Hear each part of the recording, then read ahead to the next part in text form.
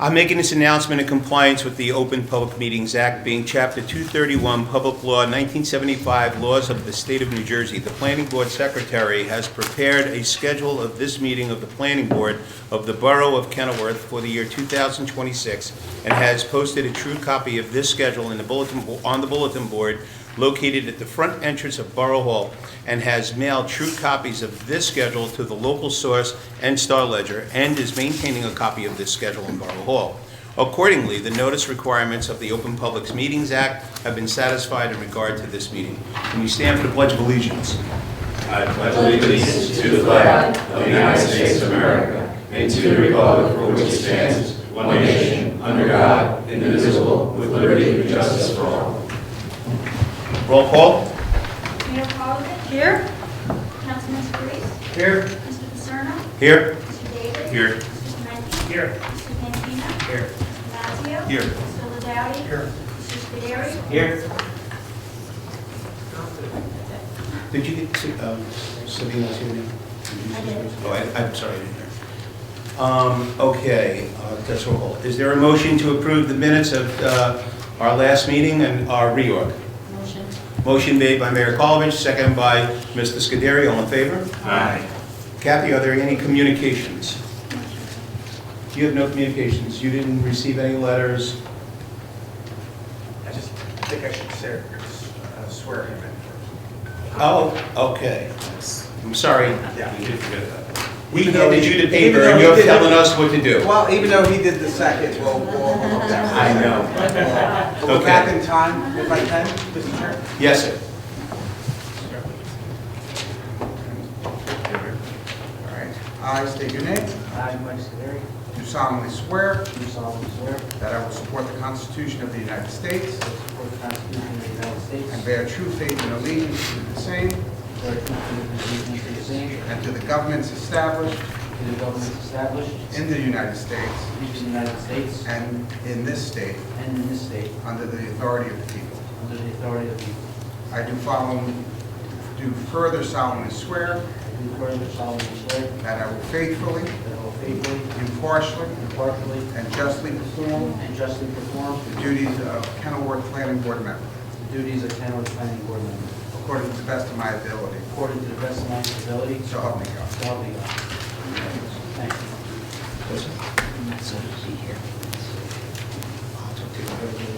Congratulations, Mr. Scuderi.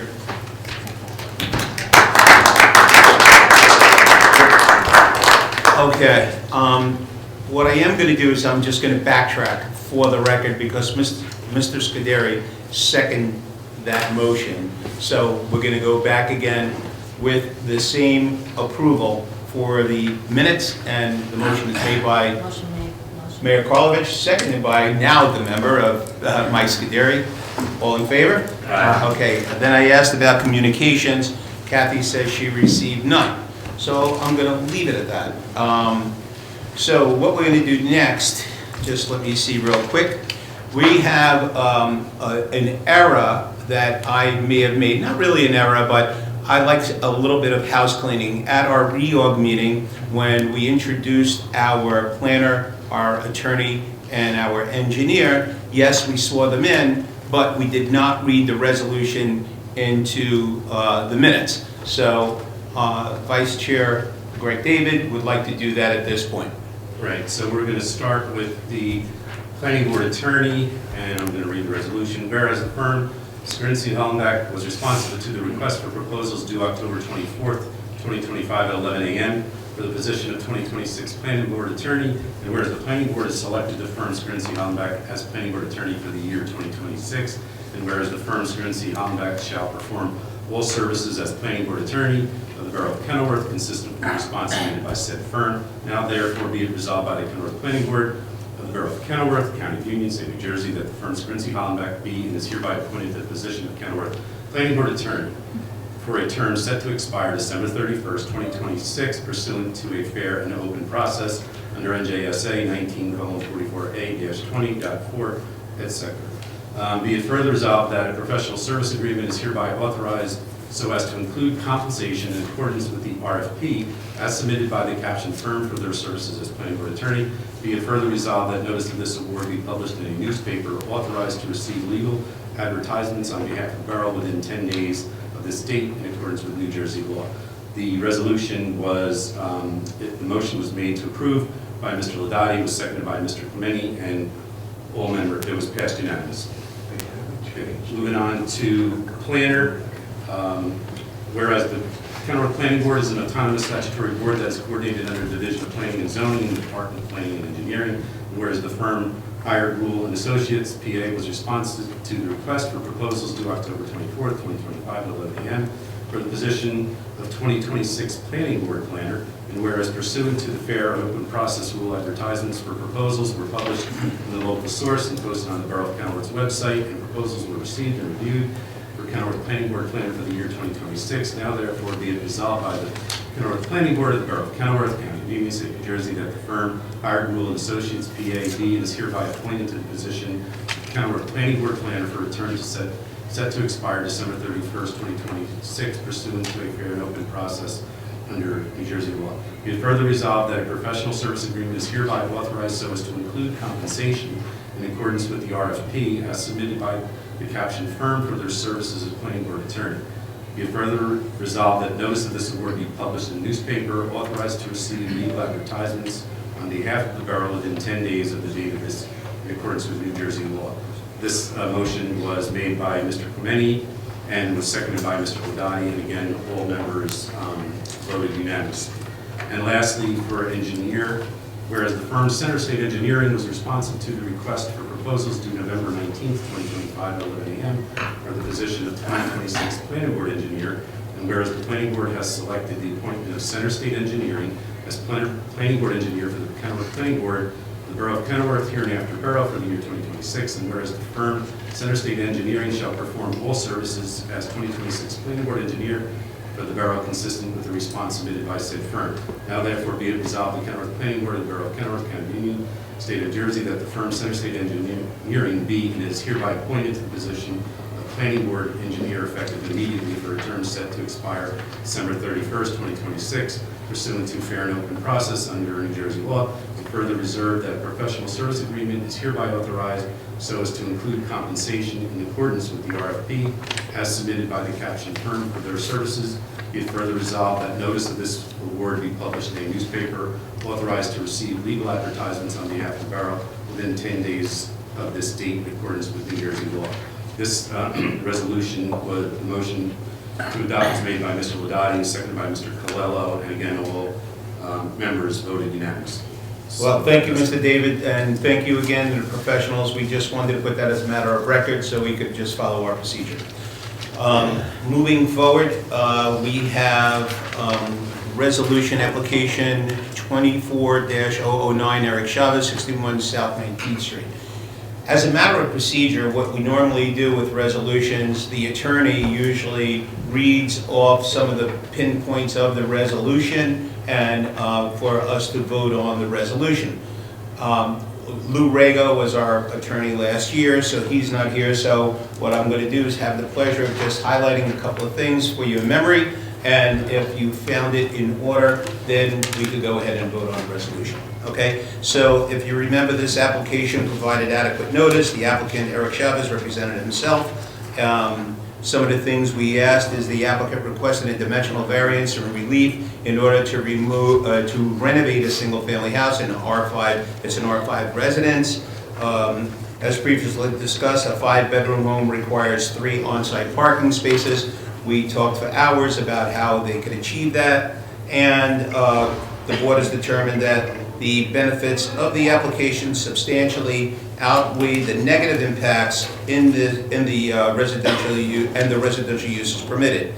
There's a whole litany of items, but 2 or 3 that stood out. There's probably, let me say, 13, but the 2 that I want to read to you is, as agreed by the applicant prior to the issuance of a permit, any permits, the zoning officer and borough engineer shall review all plans submitted by the applicant. So our new engineer will now, well, that's the borough engineer, so they will take care of that. As agreed, item 6, as agreed by the applicant,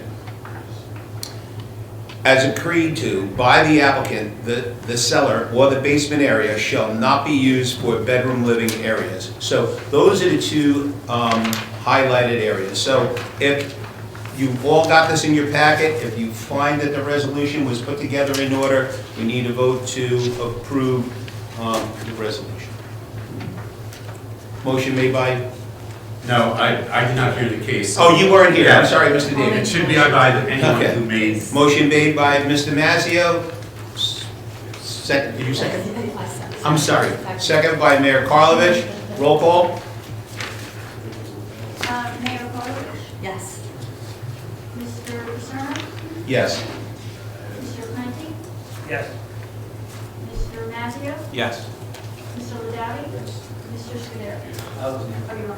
Only the people that were here. Was anybody here to hear that case that could vote, that didn't hear their name called? Yeah. The police officer? Yes. Okay. Mr. Pandina? Okay. All right. So that's that. That's off our desk. Now we're going to go to this. It says appointing planning board secretary. We did that at the reorg meeting, but tonight we talked about in our workshop a resolution to increase the salary for our planning board secretary. And we have a resolution here. Mr. David, would you like to sure. read this? Okay, so whereas, excuse me, whereas the planning board employs a secretary to perform essential administrative, clerical, and record-keeping functions necessary for the effective operation of the board, and whereas the planning board has reviewed the duties, responsibilities, performance, and workload of the planning board secretary, and whereas the planning board finds it is appropriate in the best interest of the board to adjust the secretary's salary to reflect those responsibilities and performance. Now therefore be it resolved that the planning board hereby appoints Kathleen Machida as planning board secretary effective January 1, 2026 for a 4-year term at a rate of $6,000 per annum. Be it further resolved that the chairman is authorized to take all actions necessary to implement this resolution. Is there a motion to approve this resolution? Motion made by Mr. Scuderi, seconded by Mr. Ladati. Roll call, please. Mayor Karlovic, Yes. Councilman Scarese, Yes. Mr. Paterno, Yes. Mr. David, Yes. Mr. Pandina, Yes. Mr. Mazzio. Yes. Mr. Ladowdy, Yes. and Mr. Scuderi. Yes. Well deserved, Captain. Thank you very much. Okay, we're going to move on now. Let me just take a look at what's next, so we don't make a mess here. Application 20, oh, before we do that, Mr. DeMarco, maybe we should just swear in our professionals first, get that out of the way, and then we can move on. Okay? Sure. Stand up. I state your name. Right there. You swear that the testimony you shall give before the board shall be the truth, the whole truth, and nothing but the truth. I do. Thank you. Thank you, Mr. DeMarco. Okay. Application 25010, minor subdivision, 252 Boulevard, Block 2, Lot 24.01. It's an R5 medium density residential zone. Stephen Hale, how are you? What do you want to do? You want to turn it around? It's fine the way. We can do it any way you want. I don't mind looking at the back of your head. Thank you all. Stephen Hale representing the applicant at 252 Boulevard, Kenilworth LLC. Again, welcome to the new board professionals, council, and reappointed board members. Always a pleasure to be here. And Kathy, and thanks for always getting us reports on time. So just by way of brief overview, this is a minor subdivision piece of property. Historically, actually, at one time was 2 lots merged, and now we're looking again for a minor subdivision. The property is located, as indicated, at 252 Boulevard, on the corner of North Street. The lot sizes comply with all the dimensional requirements, area, dimensions and the like. There was noted by both your engineer and your planner that since we're removing the garage and the driveway, that would have triggered variance. We submitted, and we'll show an exhibit this evening, we are going to install a new driveway and garage to service the existing house. So there will be adequate cross-street parking and a garage complying with the terms of the ordinance. The only variance is a pre-existing setback for the existing home that's not being exacerbated or intensified in any way. So what I'd like to do, if please support, first have our engineer, John Milio, take us through the plan, the subdivision plan, and show the exhibit we did send. I think everyone's received a copy of the exhibit we plan to show this evening, showing the addition of the garage. We also, it was noted the requirement of street trees, so we're going to comply with the street tree requirement. And then we do have our professional planner just to briefly provide the justification for the relief being sought. I'm sorry, Mr. Hill, have all the notices been met? Yes. Okay, I'm sorry. No, what he's saying is, when he recognized that there may have been a variance for this garage in the back, that you got that today. And can I just address this real quick, if I may? All right, here, take a look. The reason, oh, yeah, you all got it, Yeah, I'll take this paper. I'm sorry, I'm getting waved off by Mika. Mr. Chairman, if you want, I can probably explain. Oh, yes, please do. Please do. So, just to bring the board members up to board, the applicant is seeking a minor subdivision. There is an existing house on the property, and with this minor subdivision, they were looking to remove the existing detached garage on the property. What that created is, in our ordinance, we require every single family house to have a garage. And that's what was creating the variance. The applicant has now submitted the exhibit to show that they would be proposing a garage along with the driveway, and that's what this exhibit is there to show. Clear? Yeah, I just didn't see it. Didn't get it. There, I blew it up for you because I knew you would want to see it, you would be able to see that little one. I also wanted to make this quick statement about this particular application. It has been kind of hanging around for quite some time, and what we're trying to do is move some things along and working with the applicant, with the board, with the new planner, transitioning. Usually there could be what we would call a TRC meeting, so some of these things could be rectified before they get to us. And with that being said, you might see it for the first time today, but what it really is saying, well, you need a garage, go back and draw us a pretty picture of the garage. We have it. So that's what we tried to do. We tried to shorten that path to the goal line. It's your call. Great, thank you. And one thing I forgot to mention, I'd like to thank Kevin O'Brien for his many years of service, and always a pleasure to work with him for this board and other boards throughout the area. So thanks, Kevin. All right, so as I indicated, I'd like to call upon John Milio, our engineer, to take us through the proposed subdivision and the exhibit, and further expand on the exhibit showing the garage, the driveway, and the street trees. John, I'll have you sworn in.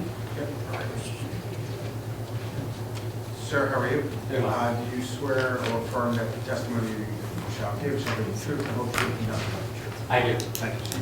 All right, Mr. Milio, if you could please give the board and the public the benefit of your work, educational experience, areas of expertise, and whether you've been accepted as a professional engineer before the board reports to the state. Definitely. So I have a Bachelor of Science in Civil Engineering from Syracuse University. I've been licensed in the state for 17 years, licensed in good standing, testified for numerous boards throughout the state. In the last count, I've had 75 different municipalities throughout the state. Haven't testified for county work in my past, but it's my first time. I supervise the plans as well. Yes, speak up. Tell the board. Thank you. Just so you know, I've worked with this engineer on other applications in Franklin Township as well as South Plainfield. So thank you very much. All right. So you could take us through the proposed subdivision plan and then also expand on the exhibit that we submitted electronically to the board. Sure, so I'll put the exhibit up. I'm not sure where you guys like to put the easel, if this is in the way or... Usually we push it off to the side, but And then I have handouts too, if anybody doesn't have it. We can hand out them by 17. if that's something, well, we would like those are the seams as the exhibit, right?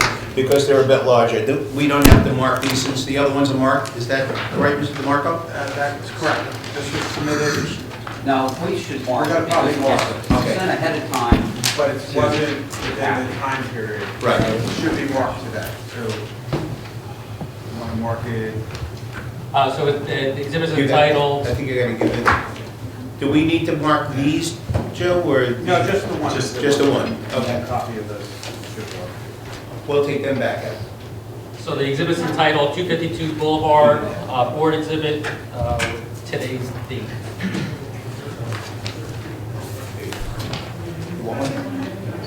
I'm sorry. Can I have mine back? That one back,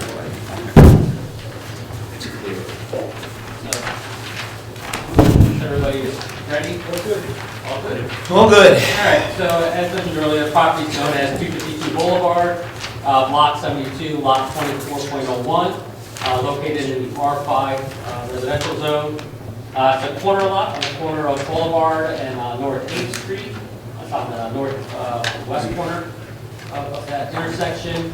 It's surrounded by residential uses, and then to the west, I believe it's a restaurant. Check. And so, but for the most part, everything else is residential in that area.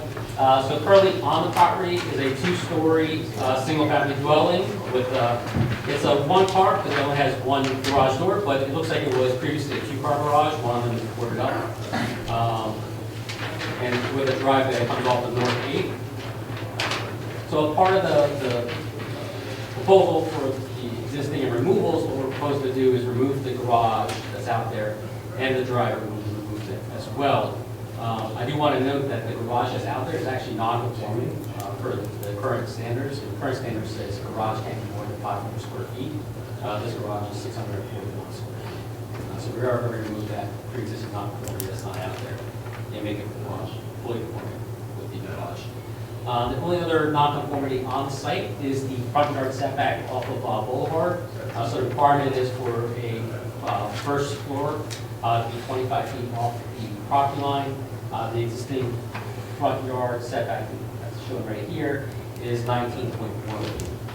And that's not changing as part of this application. I do want to note there's no wetlands or any flood hazard areas on the property as well. As far as the proposal is to subdivide the lot from west to east, so the line is kind of correct right here. We'll have one property on the corner of Boulevard and North 8th, and then one property solely on North 8th. Will be considered a minor subdivision. Right now, we're calling them 24.02, which is the north lot, and 24.03, which is the south lot. But that's to be confirmed by the tax assessor. If they decide that those lots will change, we will change those numbers. Subdivision. So I'll start with the top of the north lot, which is on our plans is 24.02. That lot is going to have dimensions of 50 feet wide along North 8th and 100 feet deep with a total lot area of 5,000 square feet. As of right now, we're not proposing any improvements on that site as far as house or driveway or garage. It's just going to be a vacant lot. And then when the time comes to improve that lot, zoning permit will be submitted, and if there's an engineering permit, there will be an engineering permit as well to build a house there. Right now, we don't have a design for anything to be built on that lot. And obviously, everything will conform with the zoning regulations for the R5 zone, or it would have to come in front of the zoning board for the variance. That's not the intent. And then the existing lot, which is being subdivided off of, shown here, it's going to be known as lot 24.03 for our plans. It has a lot width of 100 feet along Boulevard and 75 feet deep along North 8th. With a lot area of 7,500 square feet. The single-family dwelling will remain. And the only difference that's shown on this plan and what was originally submitted as part of the application, as mentioned earlier, was that it was noted that a garage is needed for all dwellings. So we are proposing a detached garage, it's 12 by 20, so 240 square feet. Conforms with the setback requirements from side yard to rear yard. We'll have a driveway that is generally in the same location as the previous driveway. I believe it just shifted over 1.5 feet. It's a very, very minor relocation of that driveway. And that driveway varies in width between 10.8 to 12 feet, which is under the ordinance. Additionally shown on this plan, which wasn't on the original plan, is that street trees are required. We're proposing 7 street trees, and we'll work with your board professionals on the variety of those street trees as well, to ensure that they're acceptable, and if they're not, we will raise some conversations with the board professionals. No new variances are being proposed, but we do still have that one existing variance, which is the pre-existing nonconformity. The front yard 19.1 where 25 is required. Again, that's not being caused by the subdivision. The subdivision is on the opposite side. Even if this lot wasn't subdivided, that 19.1 would still be out there. That concludes my testimony. And just briefly, from an engineering standpoint, any problem complying with any of the comments or conditions outlined in the review from board engineer or planner? No issues at all. Okay, great. Mr. Chairman, I have no further questions of Mr. Minolio at this time. Does the board have any questions? Just want to make a comment or observation. So, thank you for your testimony. So it's just a simple minor subdivision. You're going to take out the driveway and the non-conforming garage. You're going to put up a driveway and garage, and you're going to come back for 2402 if need be with architect plans and a site or a subdivision. I don't believe it'll come back to the board. As long as it's fully conforming, we'll go to zoning and building permits. So we won't be able to see any building plans anyway. Is that how it goes? So what he's presenting is that he did not prepare any dwelling to go on that, any house to go. No, on right now. No, I as of get it. right now. I know that. And I think we're going with this is that when this comes before us, we want usually an idea of what's going to be built because we don't want houses to match, correct? Well, that, and, yeah, it's a typical 50 by 100 lot, which you should be able to fit a house, a driveway, a garage. But it would have been nice to have even a concept that it works. Because, because of, you're going to coming off of 8th, and like everybody else comes off of 8th, and where the garage, the driveway is going to be in comparison to, you're going to be on the right side, left side, too close. So my comment. My other comment is, and I'd asked the board engineer, or I'll ask the rest of my colleagues here, is does the borough have any ordinance that would, for fencing, walls, hip structures in the right of way? Typically, other places, you wouldn't put them in the right of way. You would put a fence in the right of way. I get it, this fence has probably been here for, I don't know, 100 years or however old the house is. I'm just curious, is if we have anything, since we're here, and had it removed, just saying. Do we? So we do have ordinances fence, but I would like to yield to Mika, our planner, to hear what she has to say about your two-part question. So, thank you, Mr. Chairman. There is a fencing ordinance and it does require certain setbacks and need be, and I think one of the questions was that is the existing fencing going to be removed that is along the boulevard? It's a chain link fence.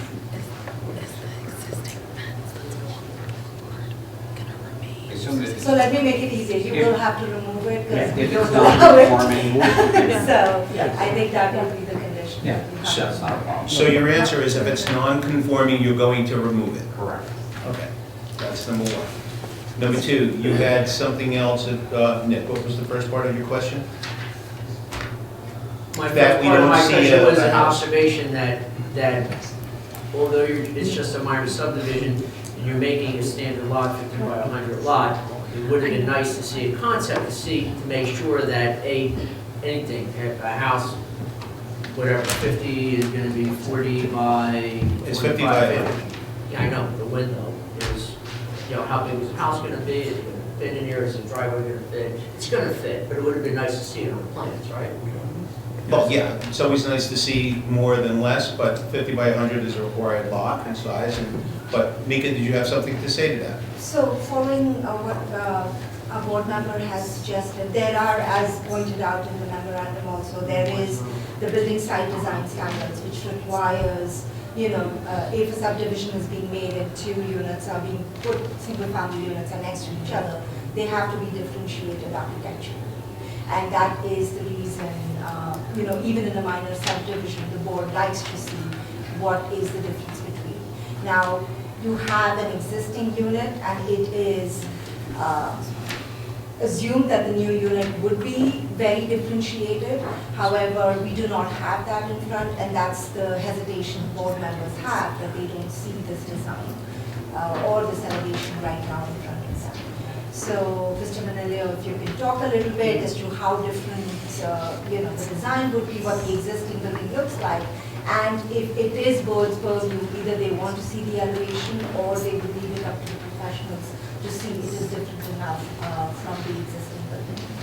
Thank you, Mika. Frank Mazzio? And just to add to that, it would be nice to know if there's any improvements planned for the existing home, just to give us a feel. Are you putting any addition to it, or are we just here listening to testimony on the lot, on the subdivision? Okay, so I can touch on both of them. So for, I think that was easy. There's no proposed improvements inside the house or any renovations. The only improvements to the current lot would be the new garage, attached garage and driveway, and removals of the existing features that we talked about earlier. Other than that, there's no other renovations or additions proposed on the house. Speaking about the visual between the architectural styles, so as the board planner had mentioned, this is an older home that's on an existing lot. Looking at, I'm not an architect, but it looks like it's a 4-square type of style, so it's an older style home. All the homes in that general area seem to be an older housing stock. So anything that goes into that new lot will be something newer design, something more with the times that are selling as far as the city, or somebody wants it. Anyone else?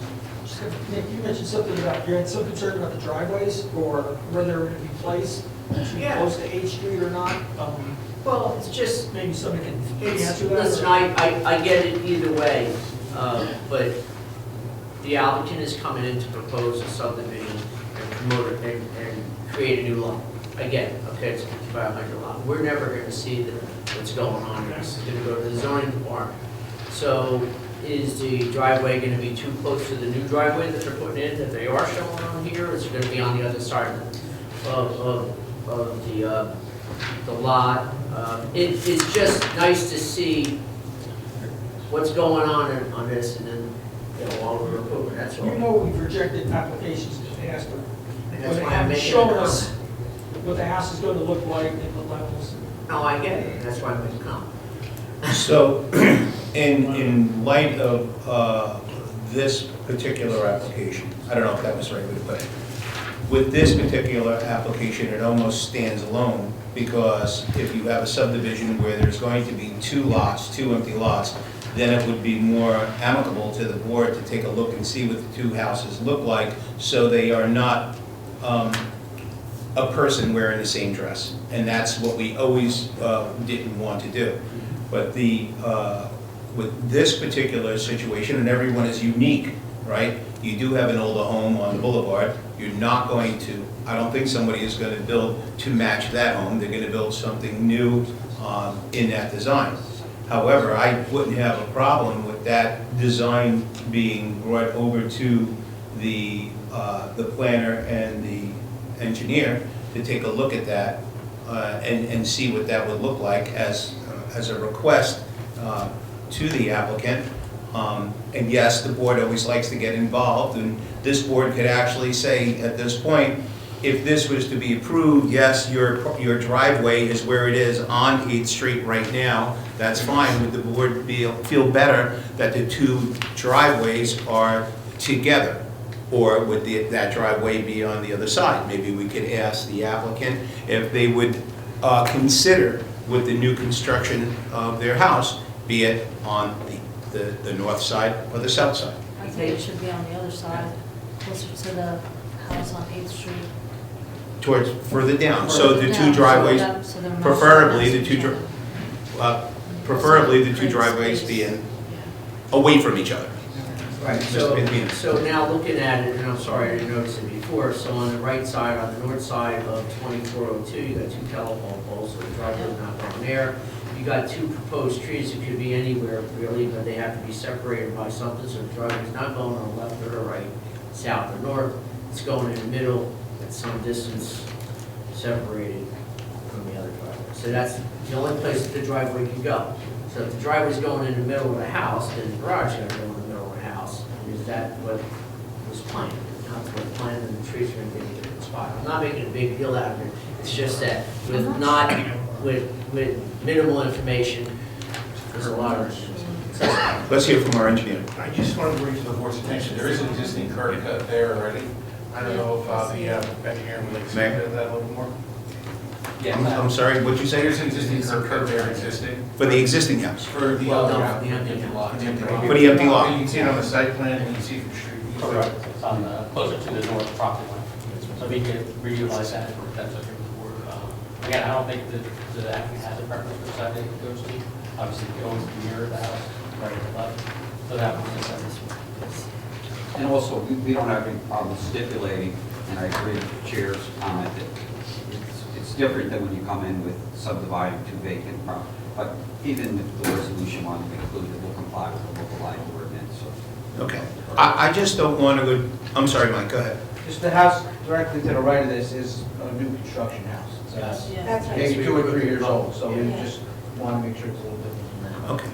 So I just don't want to get caught up in someone coming back to us saying, well, your protocol is that we need to see the houses so they don't match.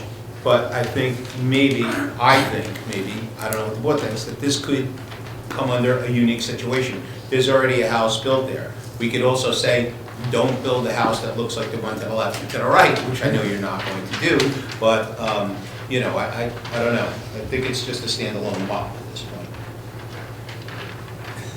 Anyone else? Yeah, I think it's a standalone lot, and It's a there's already a standalone. curb cut, and maybe we could, if we get further into the application, talk about the curb cut and the use of that. That's gonna basically determine where your driveway's gonna go, and looks like it's clear of the telephone poles. Right. I don't particularly think that's an issue.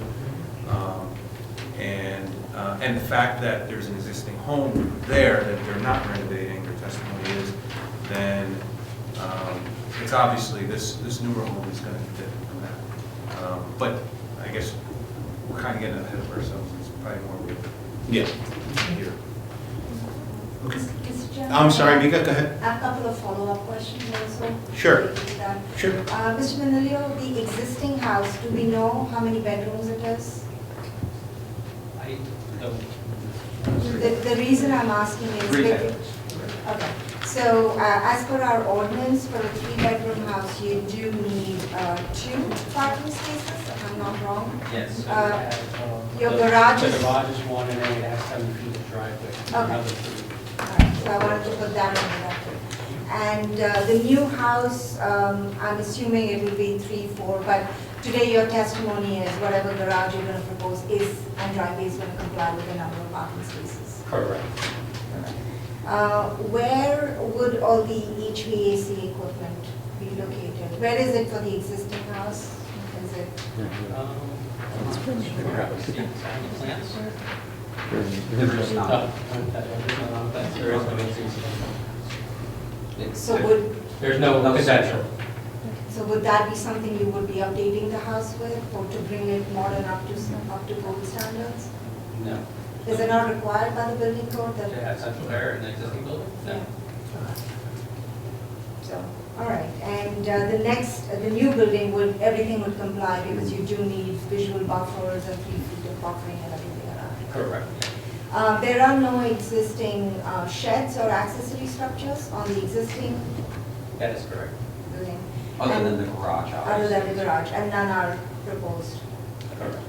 And for the new lot, everything would comply with the setbacks, which is 3-foot setback requirement. Correct.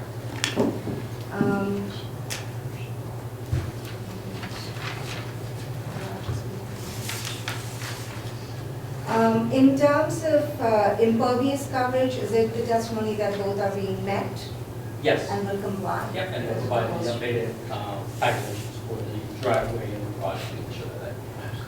Okay, thank you. Thank you, Mr. Chairman. Thank you. Just have one question for you. Just, is it the intent to, if you get the minor subdivision approval from the board, to file by map or by deed? Just the minor, and we would submit, obviously, that to council and board professionals for review and approval. And thank you, Lawyer. There was a comment about adding a monument, and we have no issues with that. Okay, Mr. Mazzio? I know you mentioned it, but is the parking requirement based on the number of existing bedrooms? The number of bedrooms. So isn't it reasonable to assume that, based on the age of this house, that eventually, at some point, maybe post the development of the new lot, that this house would be improved, that we should think about parking? And you're saying that we have enough for 4 spaces? We have 4 spaces, and then if somebody comes in, let's say they want to either renovate, add more bedrooms, or knock it down and rebuild the house, that would go through zoning and building, and that's what we're looking at. And currently, you're proposing the driveway would allow for 4 spaces, and that would be enough for how many bedrooms? I think that's anything over 5 bedrooms. Oh, okay. Yeah, we just heard that from 5. Yeah, I think that's where it maxes out for the park size, 5 bedrooms is 4 Thank bedrooms. Can I just add one more question on Mr. that note? Pantina? On that note, so, yeah, so it maxes out at 4, right? Yes. So, and it's the extra lot, it's spec lot, you're gonna have a driveway and a garage, one in the garage probably, and with only a 25-foot setback, you're probably only gonna have one driveway. So are you gonna limit the house to bedrooms, or would you then have to go for like a double-width driveway? Yeah, Just asking. I understand the question. I don't know if it would be a single garage or a double garage. I mean, double garage will fit, that would be 20 feet. I mean, that would go for the zoning reform, right? So you wind up having an addition to Correct. satisfy that. Right, they can't satisfy the event in front of the zoning board, or they're going to have to scale back their value. Anyone else? Anyone? Okay. Do you have anything else, Mr. Hill? Yes, we do want to briefly call upon our planner to address we did eliminate the variance for parking and garage, but I'd like to call upon Swatch Strahan. You swear or affirm that the testimony you're about to give shall be the truth, the whole truth, and nothing but the truth? Yes, I do. Thank you. Mr. DeMarco, can you ask the applicants or the professionals, I'm sorry, to repeat their names and then spell? Yep. So we could also write them down up here. It's a little bit difficult to hear too, if you could project a little bit. Sure. I also have a unique name, so I understand. My name is Spach, S-P-A-C-H. Last name is Tran, T-R-A-H-A-N.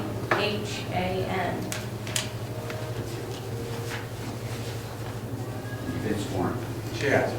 All right. So, Ms. Grant, if you could please give the board the benefit of your work, educational experience, area of expertise, professional planner, and whether you've been accepted as a professional planner before the board's reports are received. Sure. So I'm an associate principal at Phillips Price, Rigel, Lane & Keller, LLC, based out of Hoboken.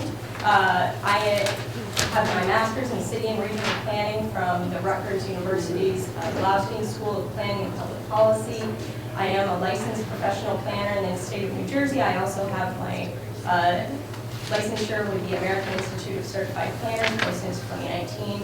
And I've been accepted as a planning expert in other municipalities. We're fine.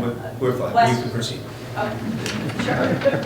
So, Ms. Grant, we know, based upon the testimony that you've heard this evening, I know you're well familiar with the project, that we've eliminated the variance for garage and parking, added the street trees, so we're focusing on the one variance for the existing setback. If you could touch on the justification for that. Right, so I won't go into a lot of detail, but obviously we are at the corner of North 8th Street and Boulevard. And I think it's important to note that this was previously 2 lots. They were equal-sized lots, side by side, both facing Boulevard. So they were both longer lots, 50 by 125 feet. And at some point, those were consolidated, so now we have this larger property. This existing dwelling has been on the site for many decades, and the existing variance that we have here is the front yard setback, which is from Boulevard. The setback is 19.1 feet, whereas 25 feet is what the requirement is. Here we are in the R5 medium density residential zoning district.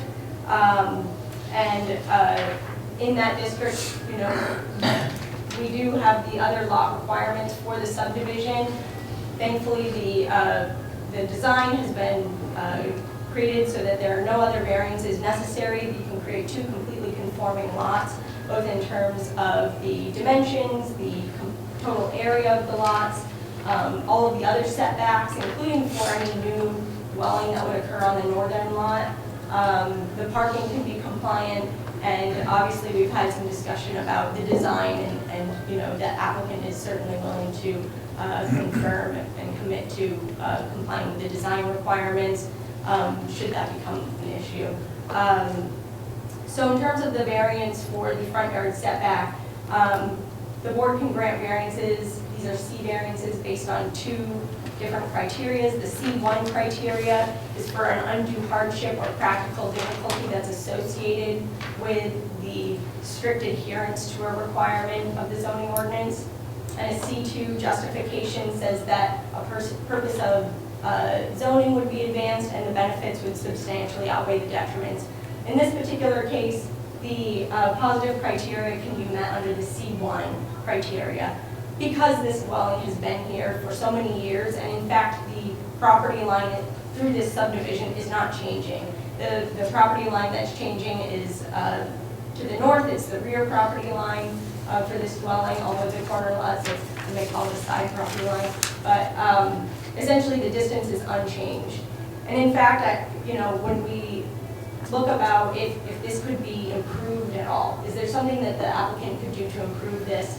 They would have to demolish parts of the house, and I think that that is under the full intent of the C1 criteria, saying that this would be a hardship to strictly comply.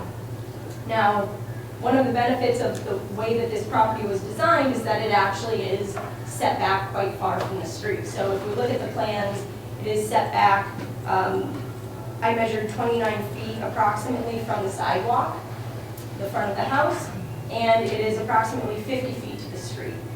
And so even though the setback requirement is 25 feet, for a pedestrian or a car going by, there is substantial distance.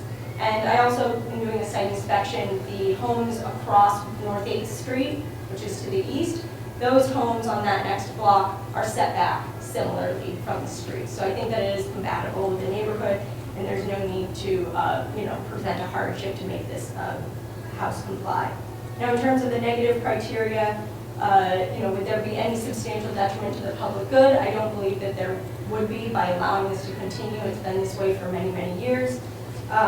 In terms of the master plan and the zoning ordinance, would it be substantially impaired?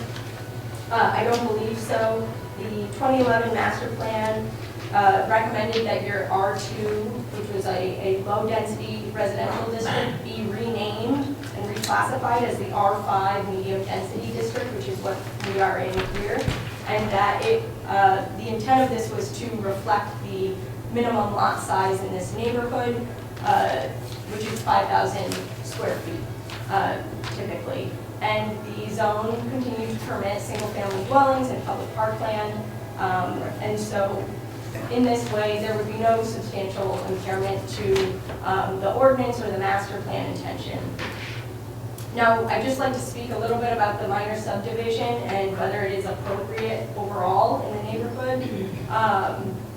So you do see that this design is a 2-family design, or would allow for 2 single-family dwellings. And I just wanted to reiterate that this was previously two single-family lots, that they were two side-by-side lots that faced Boulevard, they were consolidated.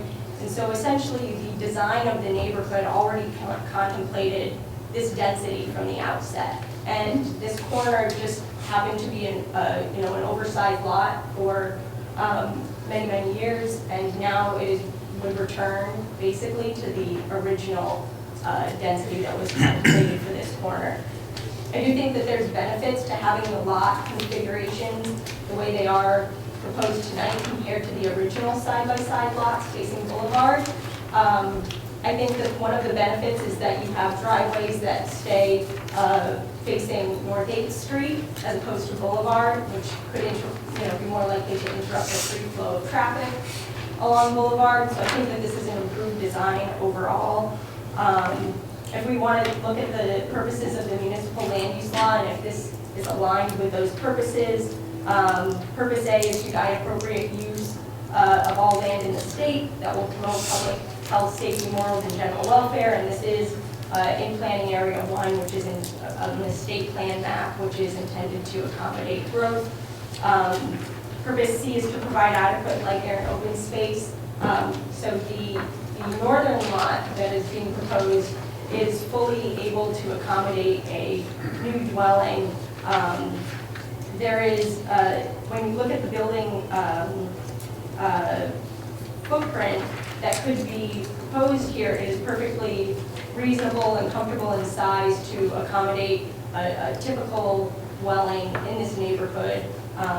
It's not an irregular lot, it's a completely standard 50 by 100 foot lot. So it provides a lot of opportunity for a very reasonable house to be built that would be compatible with the neighborhood, with the sufficient rear yards and side yards to be respectful. Purpose D is to promote establishment of appropriate population densities. And again, the two-family or the two single-family homes that would be on this corner is exactly the same as what was originally designed for this corner. Purpose G is to provide sufficient space and appropriate locations for a variety of uses, including residential uses, to promote the needs of New Jersey citizens. And Purpose H is to encourage the location and design of transportation routes that promote the free flow of traffic. I think that the driveways being oriented off of North 8th Street is a benefit for traffic flow in this area. So again, I don't think that there would be any substantial detriments to the public good. If I did, want to bring up any other aspects of the master plan, I just wanted to point to some of the goals and objectives that I think are perfectly aligned with this subdivision tonight. One objective is to protect residential neighborhoods from non-residential encroachments. This keeps it residential. Preserve single-family neighborhoods from any two-family or multi-family encroachment. Again, keeps the neighborhood single-family. Ensure that new residential development is consistent with and compatible to existing neighborhood character. As I mentioned, this is, provides normal-sized lots that meet all of the minimum requirements to be fitting with the neighborhood. And for the boulevard and downtown area, it requires that one of the objectives was to require that all visible facades of any building be aesthetically pleasing and meet property maintenance standards. And this older home is, interesting in design. I think it adds benefit to the neighborhood to keep it there. And the other home, can vary in design. They would be different designs because of the age of the dwellings. So I do think that the variance can be granted on the C1 basis, and the minor subdivision can be granted as well with no substantial detriments. Thank you very much. No further questions, Mr. Chairman? Anyone from the board wishing to have any questions? Nothing? Okay, our planner? Thank you, Mr. Chairman. Mr. Trahan, the property today is one block, right? It is one lot. It was consolidated at some point. Do you know when? It was indicated on I believe the survey indicated it, and I don't have the exact details, but it did come up. Quite a while ago. And in terms of this being a conforming use, the subdivision is proposing it to be a conforming use, right? Yes, exactly. Thank you. Thank you. Anyone else? Water runoff and impervious, is there going to be an issue there? I don't know if you covered that or not. With the addition of the driveway and the house. From the engineer standpoint, the water impervious coverage, the water runoff, have you looked into that? I've looked into it, it looks like this is a conforming lot, that's what the zoning did, contemplated. They're not going over the impervious coverages as their testimony, so there shouldn't be an issue with the minimum amount. Thank you. Anyone else? Okay, if that's your testimony for We have now. no further witnesses. Okay, I think we are going to open this to the public. Is there a motion to open to the public? So moved. Moved by Mr. David, second by Mr. Pantina. All in favor? Aye. Is anyone from the public wishing to speak on this application only? Seeing none? Can I make a motion to close the public portion of this hearing? Motion made by Mr. David, second by Mayor Karlovich. All in favor? Aye. Okay, so it's up to this board to figure out what we would like to do. Is there any more discussion on this? Have we exhausted it? Okay, so we're gonna, as of tonight, we have accepted this exhibit that was put to us today, and you're right, we normally would want this 2 weeks ahead of time, but to eliminate a variance, I'm glad that this came in and we saw it. I wish that there was a picture or a drawing of some kind of house on that particular property. It would have made it a lot easier, because what this board does not want to do, if this application is approved, is set a precedent that it was okay to do it this time, and why not all the time? And the only reason that this would be considered is because there is an existing dwelling on the other property, and it would not behoove someone to build a house exactly like that. Yes, sir? Yeah, Mr. Chairman, to that point, I think Mr. Scuderi made a good point earlier when he advised us that there's a relatively new home to the north of what will be the vacant lot. And so I think we should put in as a condition in a resolution, if the board moves in that direction, that the house, a new home, be differentiated from that home, and that we would leave it potentially up to our planner or engineer to ensure that the new home would be differentiated from that specific home. To that point, exactly. I Okay. get what they're saying. They don't want I to think do they're like gonna that. see No, what their it's- new house to the right. No problem. Can I ask a question? If board, board planner doesn't come back to the board, how will the board planner and board engineer know what kind of house is going to be built there? Well, if we're, no, what we're, Mika, would you like to answer that?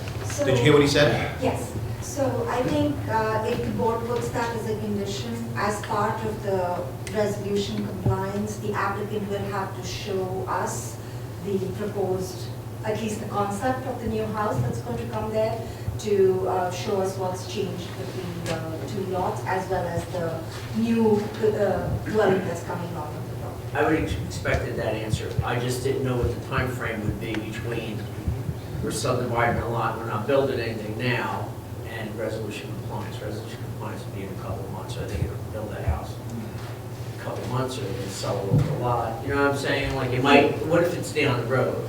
Like, what if you're gonna sell a lot, and So my understanding is the existing zoning already requires that variation, yes, it does. right? Yes. So when that applicant comes, and I understand your fear could be 3 years from now, 5 years from now, they would have to present that plan to your zoning office, and they would have to make sure it complies with the variation. Okay. If that zoning officer said no, and they still wanted to proceed with it, they would have to come back and get a variance not to apply. Right, so I understand the fear that, right, but if it was just an empty lot in the middle, I would still have to comply with that. Yeah, it's not really a fear, it's just reality. No, no, We've been saying, It's a concern, right, like, yeah. Right, but Yeah. what I'm suggesting is not leaving it to the zoning department to make that determination. Correct. I want it stipulated in the resolution. I think they already agreed to the stipulation. Yeah, Mr. Hale. Yeah, no problem. Okay. Yeah, but, there's another stopgap. No, I understand. Zoning officer to pull that up and now has that resolution compliant to that in that file and understand. So, Mrs. DeMarco, if the applicant in 2 years went down to the building department and said that, okay, we're ready to build a house, when he pulls up that file, they are going to see the conditions which would trigger going back to the engineer and the planner. Correct. Right? So that's the condition. We're fine. Well, is there are we done with questions? Okay. Is there a motion to approve this application set forth with the condition of the application, with this application for the house that's going to be built eventually, have to go before our planner and engineer to make sure that it complies with everything that we said, that it doesn't look like the house next door, and it complies with everything that we said. Is that what we're looking for? Did I say that so graciously, or too many words? Too many words, but. We'll clean it up in the rest of the And day. you also mentioned if the fence is not conforming, it's got to be down. Yeah, that's part of unique, the- right. Part of the conditionals. Is there a motion? Motion. Motion to approve the application with the conditions set forth by Mayor Karlovic, second by Mr. Scuderi. Roll call, please. Mayor Karlovic? Yes. Mr. Paterno? Yes. Councilman Scurry? Yes. Mr. Davis? Yes. Mr. Demecki? Yes. Mr. Bianchino? Yes. Mr. Mazzio? Yes. Mr. Ladowdy? Yes. And Mr. Scuderi? Yes. Okay. Thank you all again, and have a great night, and keep warm. Okay. Thank you. Okay. Next application is 25007, 530 Monroe, Block 42, Lot 12. Mr. Chairman, I'm going to sit this one out. Let the record show that Mr. Mazzio needs to recuse himself because he is in that 200 foot radius. Right? Okay. Thank you, Frank. All right. Just give us a second to get together. Yeah.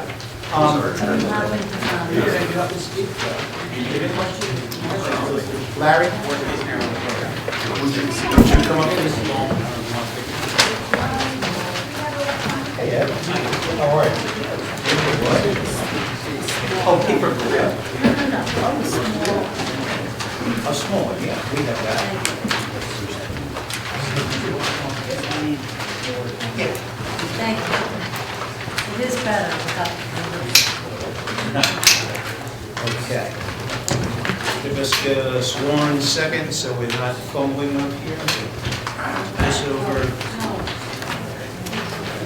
One.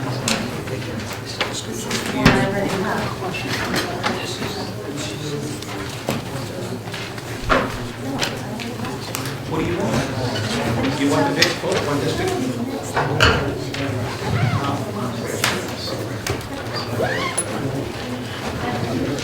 I'm trying to get it. Okay. Are we settled in? Okay. It's all yours. Up, hey Ed, how are you? Good evening. Gary Goodman on behalf of Bell Chic Enterprises. This is a minor subdivision, two-lot subdivision. The address is 530 Monroe Avenue, and it's on the corner of North 22nd Street. These two lots, if approved, will fully comply with all home standards, except for the fact that it's a corner lot, and the ordinance requires that a corner lot have measured as two front yards, which would require 25 feet, where our house has only 15 feet. In all other aspects, the two lots that are being created are larger than is required. They have less coverage than is allowed, and they comply fully with the full standards. So our only variance that we're asking for is the variance for one of the houses to have a side yard, front yard, of 15 feet, 25 feet are required. My witnesses this evening are Ed Deck, our engineer surveyor, and our builder, Haniel Sheep. So I'd like to call. Good evening, Mr. Deck, how you been? Good. Good, thank you. We're just gonna wait for that garbage truck to go by.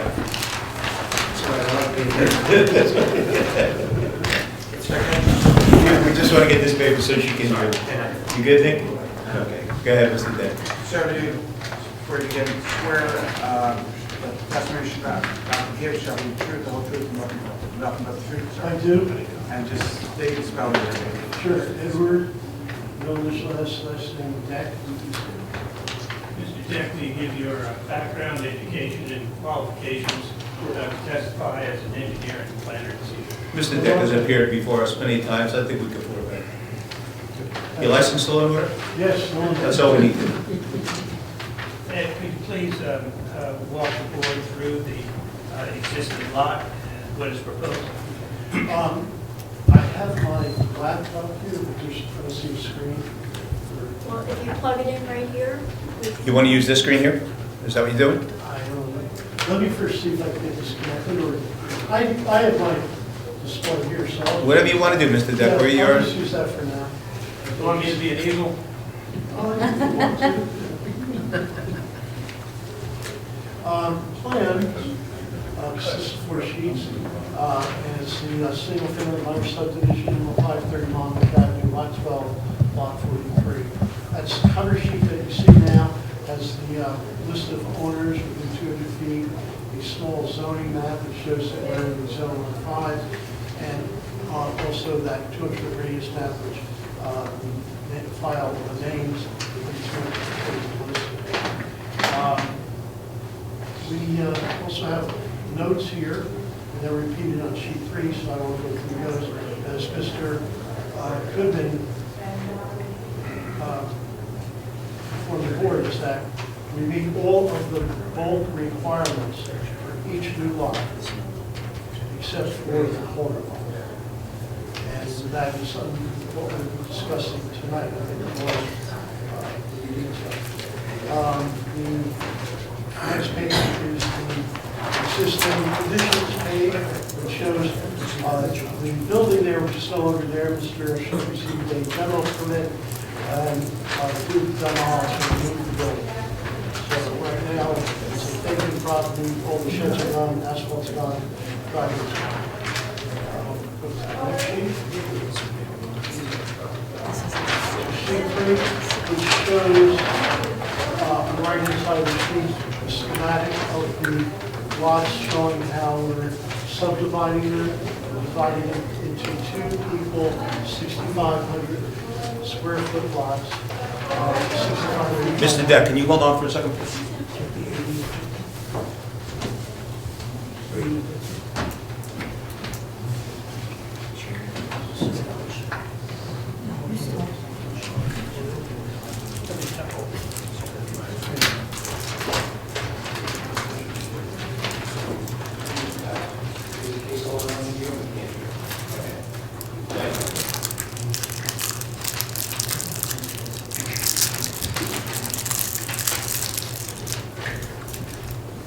Sorry for the interruption, Mr. Deck, you were loud in the hallway, we couldn't hear what you were saying.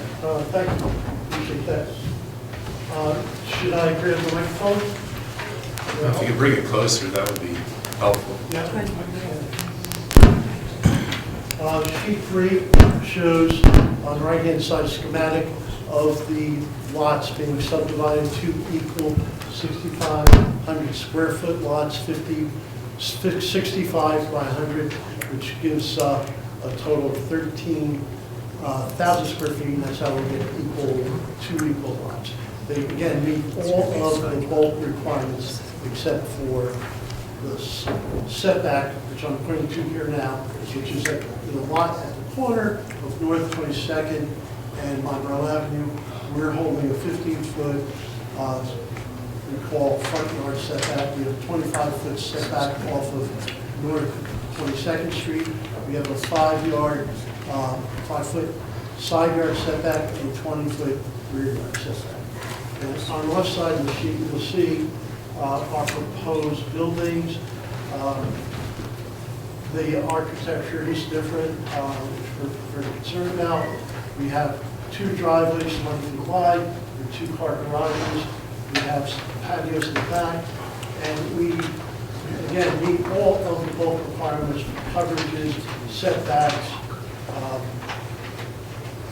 driveway locations. We also show the air conditioning units, which is a comment we review and plan review, which we will agree to those requirements. We have street trees, 2 in front of lot 1201 and 2 in front of lot 1202, I'm sorry, on the side of 1202, which would be on Monroe Avenue. We also did a calculation for the impervious coverages. What's shown here, and is also pointed out in the review letter, this lot 12.01 should have been labeled lot 12. That is the total coverage, impervious and coverages for the total lot of 12. It would be the 4,400 and change square foot total impervious prior to any subdivision.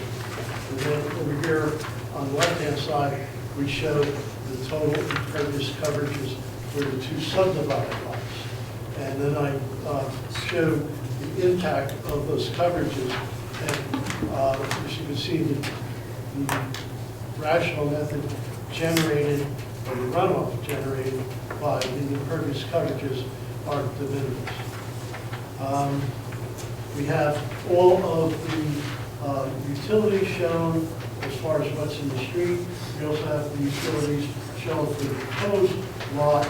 The lot on the left will use, or 1202 will use the existing utilities that are presently at the lot. I'd like to go to sheet 4 just to explain that. That sheet is a plan, it is a plan that shows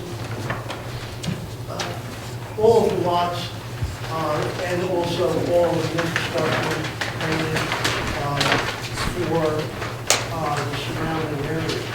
So the larger circle encompasses all of the structures that are presently existing on the individual lots, and the smaller circumference circle shows what storm and sanitary sewers are within that area, and we have the grades and the manholes and the inverts.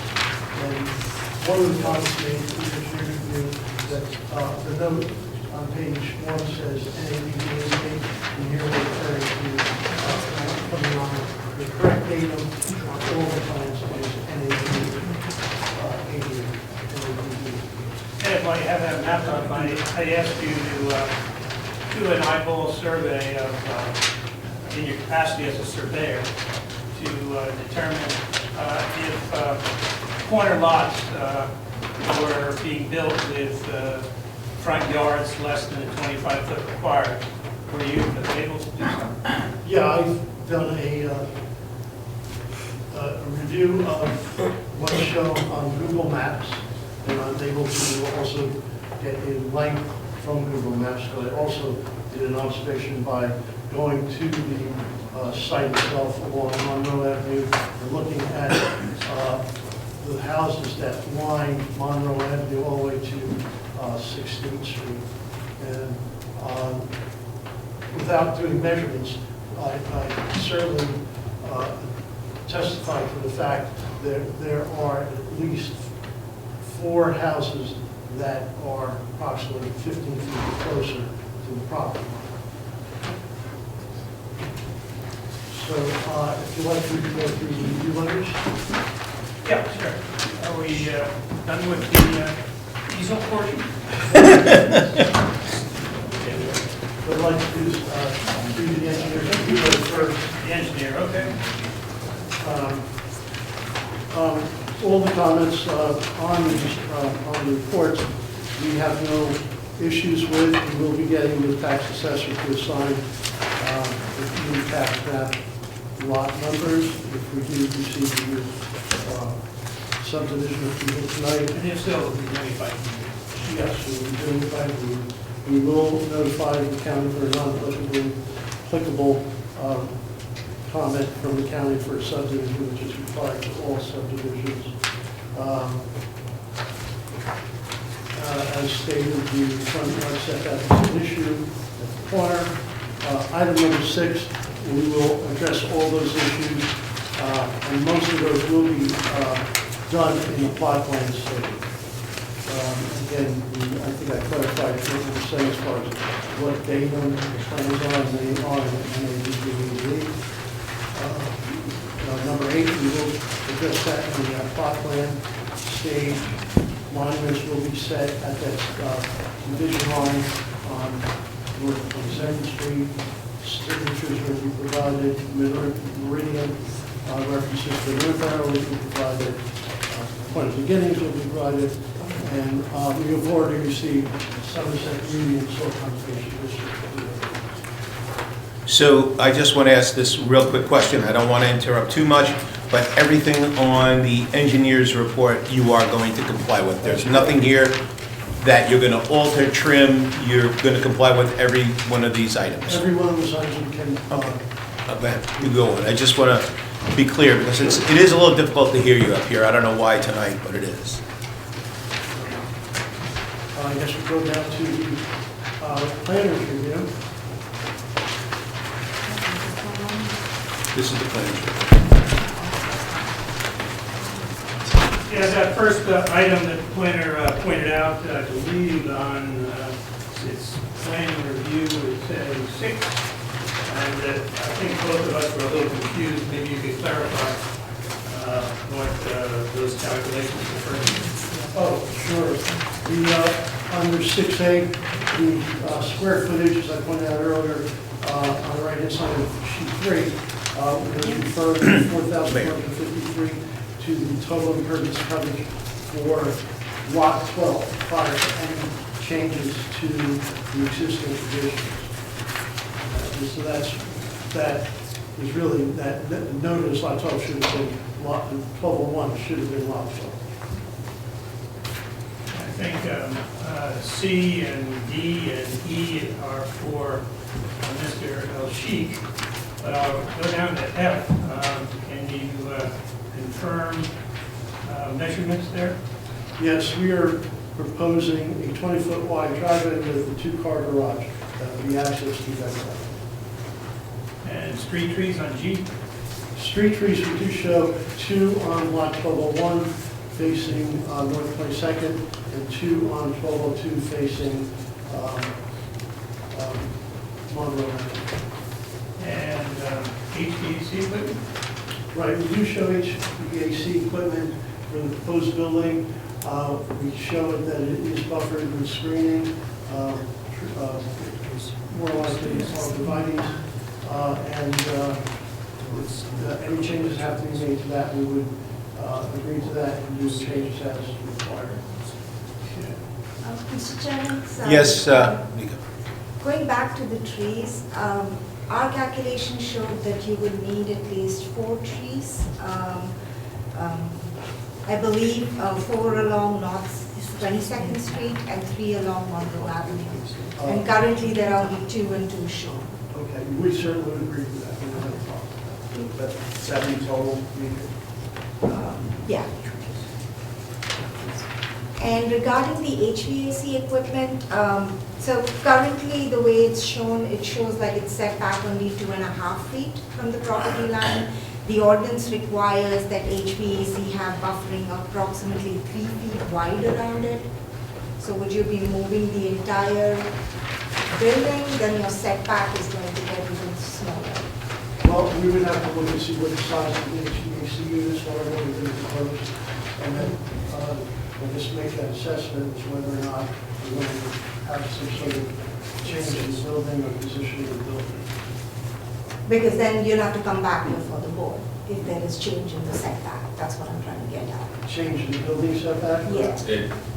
Like if You're moving the entire building more towards Monroe Avenue. Currently, you're asking for 15-foot setback. If the HVAC has to get adjusted and you're moving the building, then... I guess that the option would be, if it's not on the side, we would put that in the rear. In the rear of the building.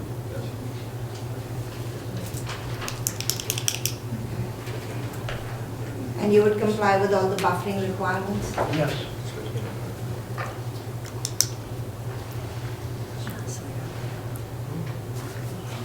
Mika, if I may, can you repeat your concern? And Mr. Deck, I didn't hear what you said. Is anybody else having trouble hearing tonight? Or is it just me? It's very, very difficult. I don't know if you could just... I don't know. Is that microphone on? It is. If you could speak into that, because I'm hearing what she's saying, but not quite all, but yours almost none. So, yeah. I'll start, Mr. Chairman. I think the question was the HVAC equipment, especially for the proposed lot 12.02.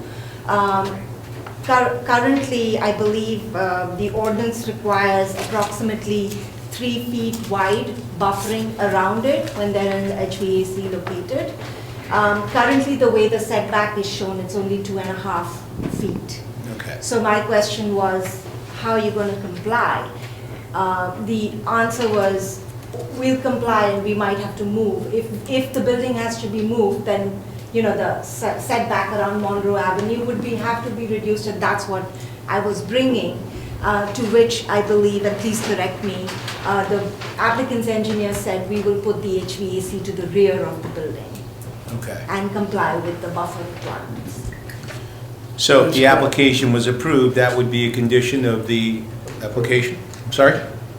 Condition. A condition. I didn't think they were allowed to be on the side. That was what I was thinking, Mayor, that I thought to be in that the the back. code required To be in the back. HVAC to be at the rear of the building unless it was an existing, Existing. right, then it or could be was a hardship or replaced. something. They couldn't put it in the back. I believe they changed that. I believe they have decibels and there's certain setbacks and everything. A certain decibel level, I think you'll have to put them on the side now. Yeah. Mr. Chairman, if I could beg your indulgence, I have it. I'm going to have, not feel, if I could just have 2 minutes restroom break. Absolutely. Thank you, sir.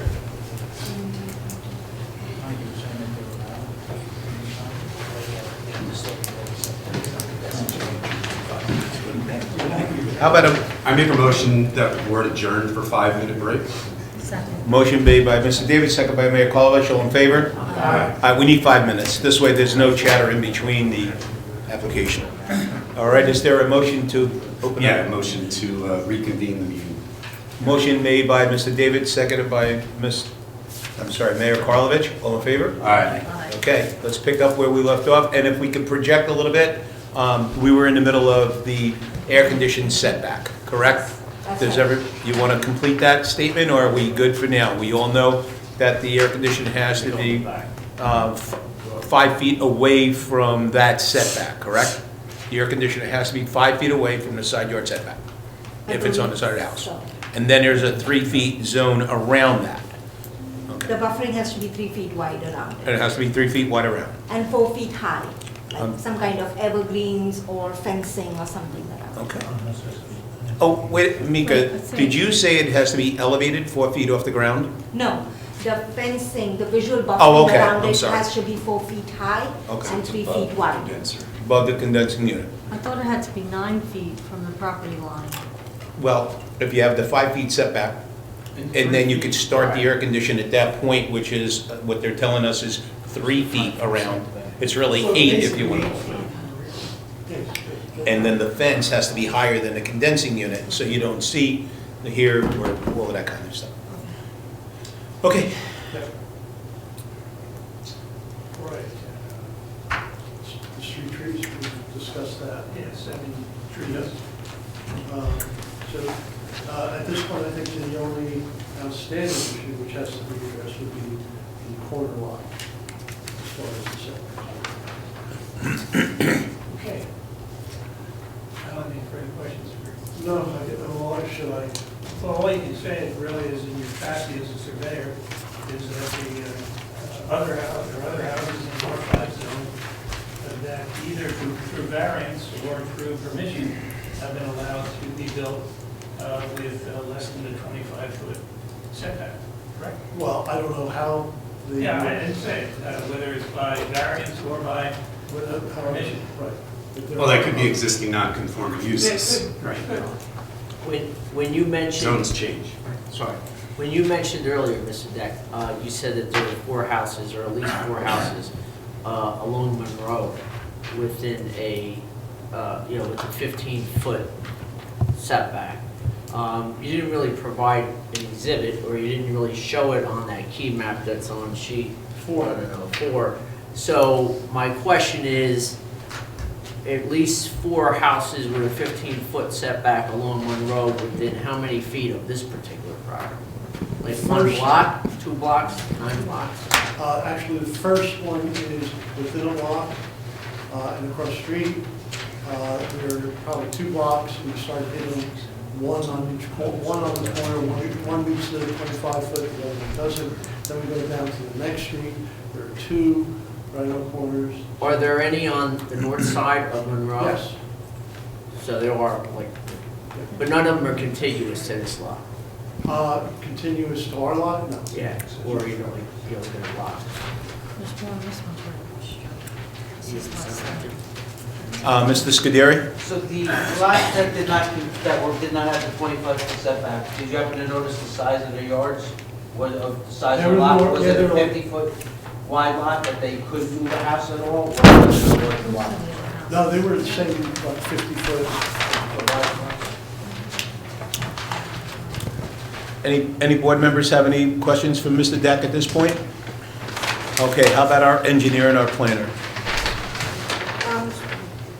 I do have questions on the other, but I believe the second witness is going to answer. Yeah, I think the owner is the better position to answer those questions in your planning report.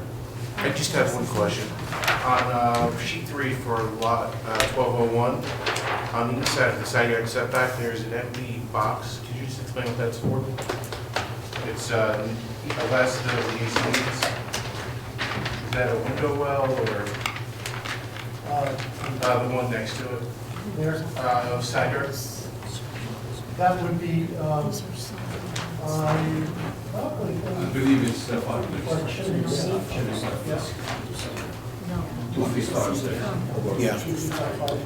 Yeah. By 5 feet, 5 minutes.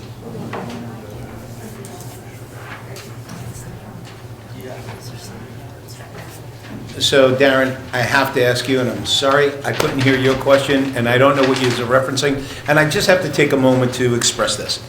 I know we're very eager to everybody having their comments and things, but if you could just cover the microphone, talk softly, because Kathy is not going to be able to get this into any type of transcript. So we really have to respect the person that's talking. And as the chair, if you need something to say, we want to hear from you. I'll announce you, and then we could go from that point. I think that's the easiest way so we could hear. And I'm going to ask everybody again to speak up. Yeah, well, I mean, our professionals have microphones in front of them. Are they working? Yeah, so again, speaking to the mic. Speaking to the mic. Can everybody hear me now better? Yes. Much better. So on lot 1201, there is a blank box in the side yard just to the west of the AC units. I was asking what that box was for. Okay. And what is the box, The Mr. box Dick? is a chimney. A chimney. Fireplace. Okay. Sounds like Mr. O'Shea could better amplify that answer when he comes up. So you said that Mr. Sheik will answer C, D, and E, I would imagine, right? Yes. Okay. So when we get to that point, we could ask that question, but let's continue. Darren, did you have anything else? No, that was it, I'm sorry. Mika? I don't have any questions right Okay. now. How about our board members here? You have anything else from Mr. Deck? No? Mr. Pantina? Just to be consistent, if there's a chimney on that lot, where's the chimney on the other lot? Where's the It chimney? wasn't shown on the architecturals. Okay. Otherwise it would have shown. Okay. But although Mr. Sheik might have a better. No problem, just, yeah. It's there too. There is one.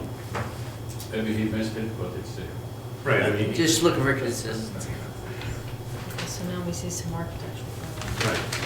And the architect drawings are where, Mr. Deck? Mr. Dick? They should have been submitted with the plans. We don't have them. We don't have, I know they were. we have. Right, they were submitted. What? The architecturals.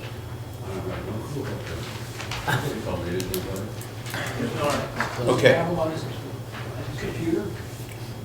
So we don't have architectural plans here tonight? Not to my knowledge, no.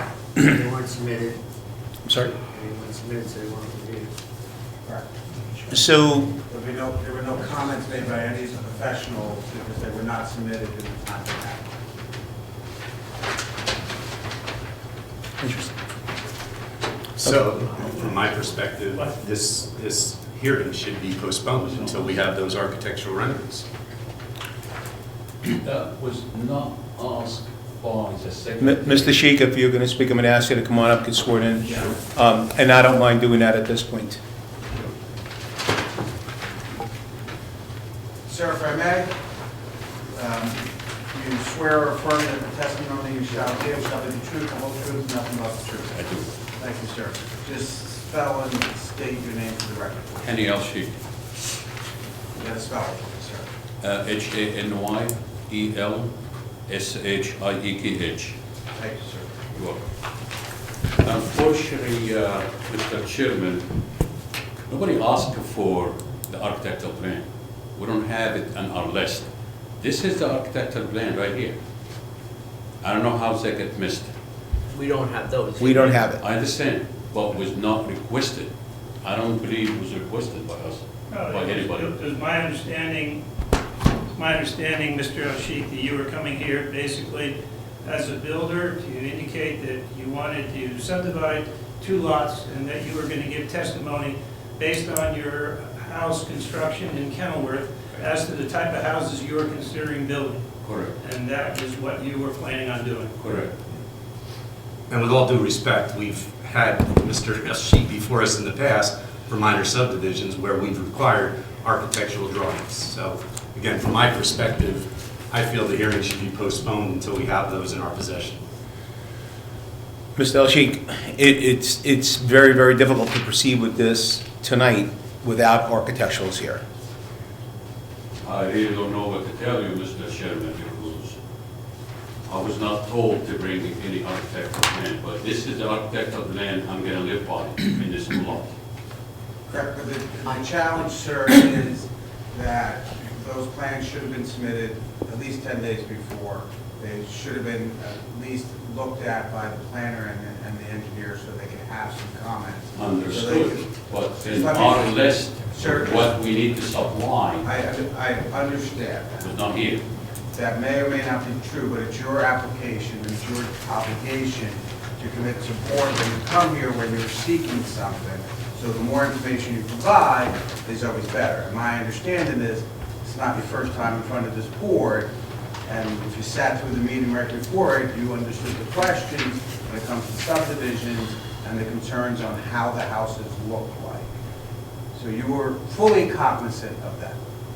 Okay. All right? Okay. So there's a motion or a request, I think, by one of the members to postpone it, and I think they need to decide that. So I think, Ms. El-Sheikh, that we are going to take Mr. Greg David's lead to postpone this, to give you guys enough of time to get your architecturals and everything in order so we could hear this case on another date. Yeah, so I'll make an official motion then to postpone this hearing until next month, assuming You Mr. have enough Sheik time. and Mr. Attorney, your professionals have sufficient time. It sounds like you do because you already have them, that you could get them in time for our next month meeting. Okay, so I understand, and Mr. Sheik understands. My only question is, the issues that we touched upon, do you want them postponed as well, or do you want them answered tonight? If I may, as chairman, I would like to hear this case over again Let's put the package together the way it's supposed to be, and we could revisit this as one whole plan. Okay, so Mr. Chairman, there is a motion on the floor. We haven't received a second. Oh, Okay. oh, but he did ask the question in between Yes. that, so I just wanted to be courteous to the attorney. No, So, I agree, and I actually. motion made by Mr. David, seconded by Mayor Karlovic. Roll call, please. We just need it. Oh, all in favor? Aye. Aye. Okay. Carried without any further notice. Yes, yes. Did you hear that, Mr. Sheik? No further notice. No further notice. The date is the next scheduled planning board hearing, which is Mr. Chairman, February 24th. there are people in the audience, I believe, here for this particular case, so if we can just make sure that they understand that no additional notice will be provided in case they want to come to the hearing next month. Okay. State when the next meeting is. Yeah, when is that? The first 24th. Okay, so is there anyone in the audience here for this particular application? Yeah, there was. There was? Okay, so just so you understand what's going on, what the applicant is going to do is prepare more documents, and he's going to revisit this application on February, what? 24th. February 24th, so we'll have this hearing again on February 24th, if the applicant and the attorney and their team are ready. At 7 PM, the meeting starts at 7 PM on February 24th, and I'm assuming this would be first on the agenda. Yeah. How many architectural plans do you guys need? What is the requirement for architectural plans, Kathy? 21. And to be submitted to who? Wanda Grimaldi at the building department. Wanda? Wanda. Wanda at the building department? Yes. Okay. Take care of it. Electronic. I'm sorry, Kevin? Electronic. Electronic. Electronic to who? Same person. Electronic to Wanda and 21 hard copies. Okay. I think we're going to move on. Okay. Thank you, Mr. Sheik. Okay.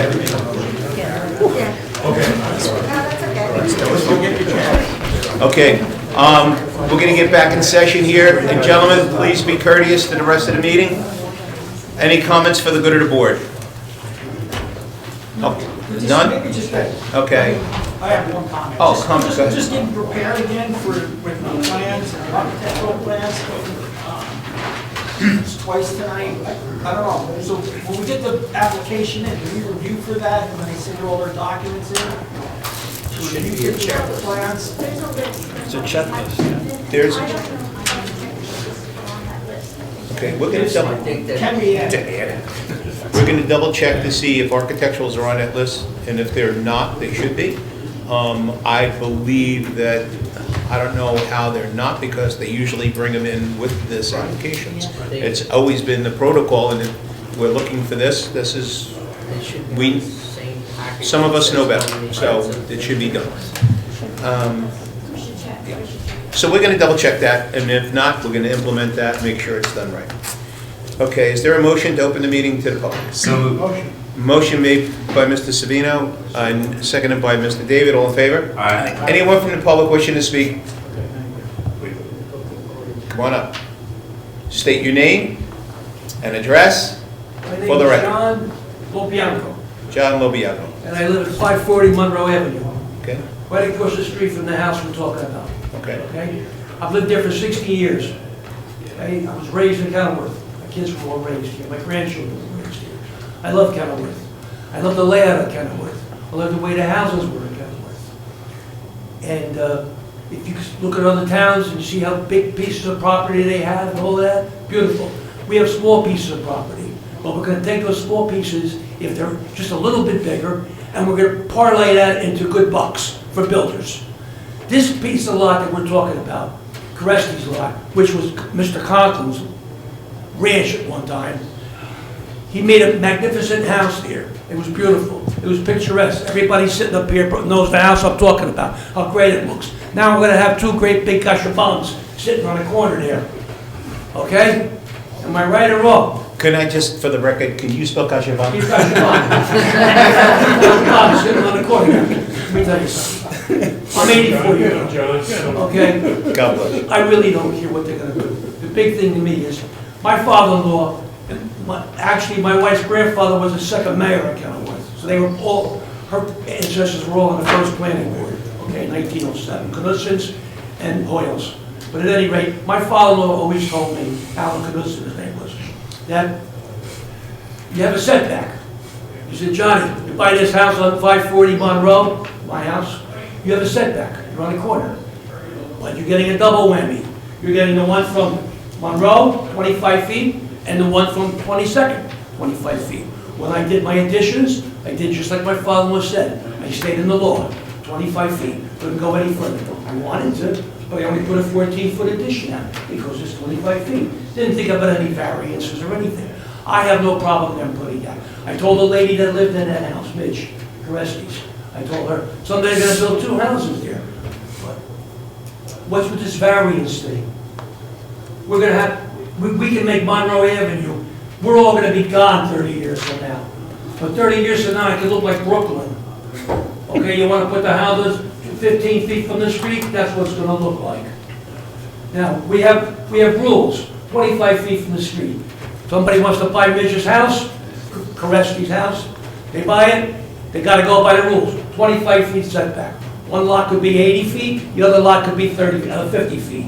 There's your that 130 foot of lot that we're talking about, that these men were just talking about, okay? Here's your 130 feet, 80 and 50. And the 80 would take away, somebody had to make that 25 feet.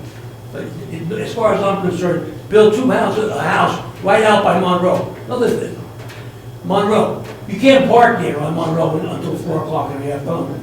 22nd Street, you're not going to be able to park on half of this lot because you can't park how many feet from the corner. And we're going to have 2 driveways. So all of my neighbors, they're going to have cars. I have 2 driveways, so it don't matter to me, okay? But all my neighbors, they're going to have cars all lined up and down the street. But this is progress. My beef is they should be within the law. No variance baloney. You should be 25 feet from the street, build what you want, and make your 1.3 million. The end. I'm done. Well, you were refreshing, Mr. Levick, I have to tell you. I wish I could have spent most of my night listening to you speak. And I'm not kidding. I really, really enjoyed that. Because pretty soon you're going to take me to Arnold Ave and you get some mozzarella. That's what I'm going to have when I go home. Thank you, Ms. Lobianco. Anyone else? Oh, you done, sir? Anyone else from the public wishing to speak? Huh? I live 2 houses away from this property. Your name, sir? And I don't, Ray Rapizzi. I couldn't hear you, I'm sorry. I don't agree with John all the time, but I agree with him 200%. All right, here we go. What else? No, I was just going to say, gentlemen, you obviously, this portion of the meeting, you're allowed to say anything on the record, but the actual hearing where your testimony would probably be more beneficial has been postponed until February 24th at 7 o'clock. So. Oh, he's ready to do it again. Yeah. Sure, no problem. Oh yeah, well, that's fine if you want to do it, but I just want to make sure you were aware. I'm just figuring that this guy's got the bread, he's got the mozzarella, you got the wine? Go ahead, what do you got? What's your name, sir? I'm David Gomez. I'm a Greek fellow, I follow the Italian. Ah, okay. I live next door to the property that's going to be put up. On Monroe or on 22nd? On 22nd Street. Address? 212 North 22nd Street. And might I ask a question? Surely. The other gentleman said that there are other houses on Monroe that have less variance. How did they get put up? Well, they could have been non-conforming, they could have been built before ordinances were in place, and there's so many variables, you know, and I'm sorry if I may, to finish? And I think it was Mr. Pantina's question, he was saying, well, somebody's question, how far away are they? Because in a lot of ways, maybe it didn't have relevance to this property. Yeah, I was going to say, I think the development that requires 2 front yard setbacks on a corner lot, so 25 on each, the front and the actual side, is a more recent development in Kenilworth well, these zoning. So Many of the homes that they're referring to are existing non-conforming I uses. think a couple he was talking about have recently been built. That seems to me, because I go to work. there, Yeah, and that are they close. probably receive variances, Okay. you know. Anyway, that answers my question. There's a couple other things. I'm going to agree with Mr. Lobianco because he says what's right is right, and he had to abide by it, so I guess I would agree with him saying the next person would have to abide by it. And then the other two things I had were, they started off saying they were going to put 2 trees, which seemed fine to me. Then they made it 4 trees on North 22nd, which seemed like, boy, that's a lot of trees. I like trees, but it seems like that would be a overload of trees. But I don't know, just my comment. And the other thing was the HVAC unit. They said originally you mentioned that they mentioned that they would put it on the back of the house. And then they started talking about back to the side. I live right on the side, and there's not much room there. So if they would put it in the back, that would be more beneficial to me, of course. Well, they're going to visit that. They know now what they need to bring us, and if they don't have it right, then they're going to have to do it again. Right, okay. Because this is a very important piece of property right where we're talking, so we know the property well. Thank you very much. Thank you for your time, sir. Anyone else wishing to speak from the public? Seeing none? Make a motion to close the public portion of this meeting. Motion made by Mr. David, second by Mr. Clemente. All in favor? Aye. Okay. Make a motion to adjourn. Motion made by Mr. David and seconded by Mr. Scuderi. All in favor? Aye. It's been a wonderful night, and thank you all very much for coming. What time we eating? I'm dying. I know you're going to make some bouillabaisse, something nice you're going to make tonight.